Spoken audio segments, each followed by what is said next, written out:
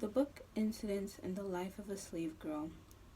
It was written by Harriet Jacobs under the pseudonym Linda Brent, and it is a memoir about her experience as a slave.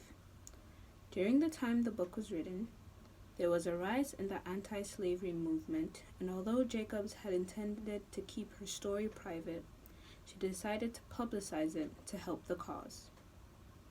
Born into enslavement with relatively well-off slaves for parents, Jacob lives a happy life until her parents die when she is 6, and she is sent off to her mother's mistress, who takes good care of her and teaches her how to read. After a few years, this mistress passes away as well, and Jacobs is left to one of her relatives, and this is where she experiences cruelty for the first time. Her new master, Dr. Flint, pressures her to have sexual relations with him.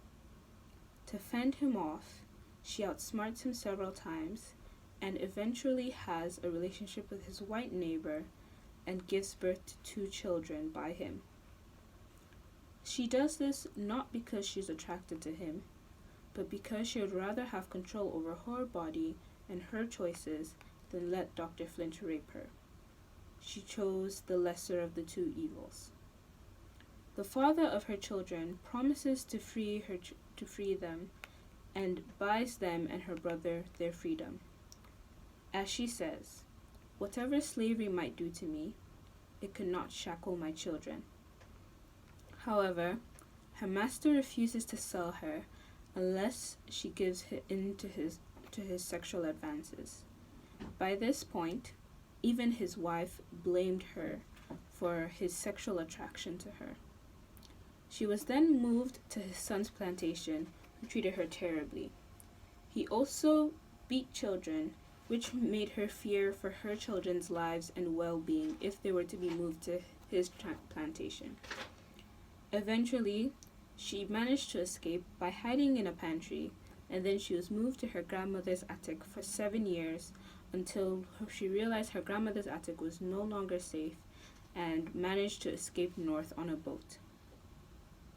After escaping, she worked to support herself and her daughter, whose father intended to keep her as a maid for the rest of her life.